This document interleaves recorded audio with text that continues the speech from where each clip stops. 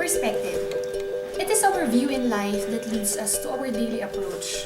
It leads us on how we see things around us. It leads us to our philosophies and our principles in life. Ladies and gentlemen, this will be our topic for today. Naimbag nga agsapa kada kayo ang aming kakabsat, Baguio City. We are here at Baguio Country Club, one of the most prestigious resort in Baguio City. Ladies and gentlemen, I'm with a man of honor, a man who is described by his employees to be the innovator. He is actually the general manager of Baguio Country Club and the president of Hotel and Restaurant Association of Baguio. We are pleased to present to you our guest for this moment, Mr. Anthony De Leon. Thank you for inviting me. Sir, it's an honor for us to have interviewed you for this meeting. So I would like to start our interview with how you started your life.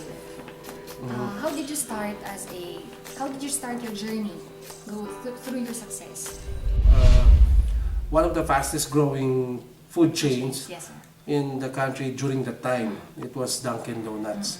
So I started there as a food server, then worked my way up the ladder. One thing that you would not see in my resume is that during summer, when we were on a school vacation, I was a freshman in college. My job then was what you call a pahinante of Coca-Cola. I was delivering Coke bottles or cases of Cokes and soft drinks in different groceries and restaurants then. And our route was in San Andres Bukid. So makikita mo may mga nagpapanaan doon ng mga gang habang nagdi-deliver ako ng mga Coca-Cola noon. That was life then. What is your philosophy in life that led you to where you are right now? Well, like I mentioned, it's passion in doing in everything that you do. But I've always believed in this quote that was given by the first American hotelier, and I got that from Cornell University while I was studying. He said that life is service, and the one who progresses is the one who is willing to give his fellow man a little more, a little better service. That's Marriott. Okay? I mean, William Statler, sorry. William Statler, he said that. Okay? Kasi sabi nga nila, in one of the famous motivational speaker, he said that service makes a man. So the more you serve, the more you become a greater man. Yes. So that's what they say. Right. That's so correct. yun po yung paniniwala natin, sir. Yep. It's all about service to your fellow man. And you have to serve first in order for other people to serve you as well. So that's a good attribute of a great leader, and that is Mr. Anthony De Leon. May I know bakit kaya innovator ang tawag po nila sa atin? Well, number one, I'm never satisfied with status quo. So it's an old cliche that we've heard time and again that if there's anything that's constant in life, it's change. Right. And I do believe in that. And I want to have our establishment, the institution that I represent, to be always a trendsetter and give it a competitive edge. And second, people who routinely do their task on a regular basis, day in and day out, 24/7, 365 days in a year, becomes bored. Correct. So productivity will go down, and a lot of problems start with that kind of a belief of status quo. So if you keep on innovating and making changes in the organization, in the systems that you have for delivery of service, including the kind of products that you produce, people get more excited. You excite their imagination, you excite their minds, so that they're always challenged as well. It's what you call Pygmalion effect. Right. No? So you bring out the best in everyone and challenge them up to what level they'll be able to meet the expectations that you have. Sure, kasi some of your employees might be kasi some of them have said that you're really a good leader talaga. Some of them may find you strict or what do you call this one? Masungit. I know that for a fact. Anyway, I learned this from my bosses before in the company I worked with. Because when I was being interviewed to be promoted as a supervisor, he asked me then, what sort of a supervisor will you be? I said, I'll be strict. And he said to me, that's correct. There's nothing wrong with being strict as long as you are fair. Right, exactly. And this is what we always try to do. Okay. Provide equity to everyone. What legacy would you like to leave Baguio City?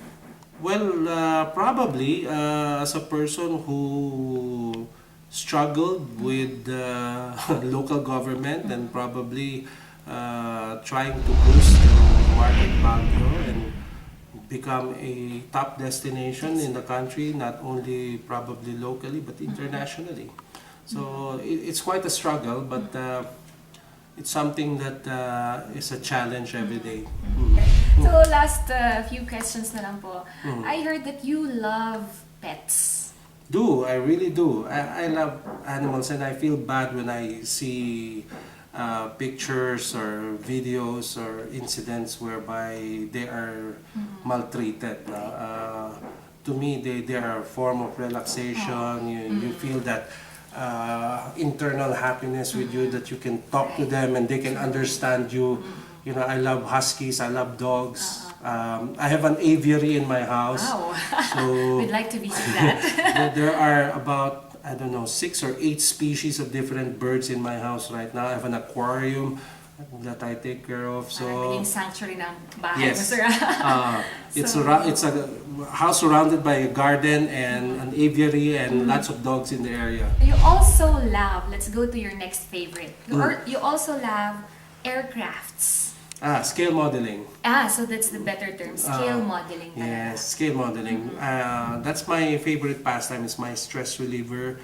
I like building things, so I like to put things together, finish it properly, then paint it, and display it. Yes. It's a form of your own accomplishment. It shows nga in your character because you were able to build Baguio Country Club. Kasi sir, syempre, hindi naman natin may pagkakaila that during your term as the general manager, Baguio Country Club became one of the most sought after na resort in the whole Philippines, di ba? Thank you very much. So, yes, sir, you deserve that so much talaga. For my last question po, sir, I hope you enjoyed the interview. I did.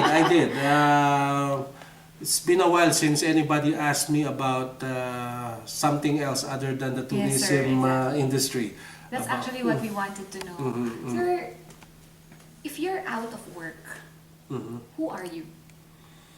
A very simple person. I try to live a very low profile, low key life, and of course, the job calls for a high profile because of your promotion, your marketing, and all that. But without this suit, and I'm just in my ordinary T-shirt, and I still go for reading books, a lot of books, and watching movies. Sir, I know something. Mm. I know something that I know a talent of yours that I have researched. Really? Okay. Sir, you do sing, right? Yes. You do. Sir, hopefully, you can grant us just a chorus of a song that you love. Just kahit 1 line or 2 lines lang, sir. Ganon? Yes, sir. Sir, sana. Please. Okay. Yes. Sige nga. Total, darating naman si Sting, kaya lang hindi na magko-concert sa arena, sa Ayan. Araneta na. This is one song Yes, sir. I dedicate mostly to my staff kasi sabi ko, I'm always watching them. Yes, tama. Yeah. So, ladies and gentlemen, let us welcome Mr. Anthony De Leon. Every breath you take, every move you make, every bond you take, every step you take, I'll be watching you. Oh Yun my lang. God, that's good. Pwede nang pang Sting talaga. Baka palitan mo na, sir, yung singer nila. I still love Sting. Oh, talaga, sir.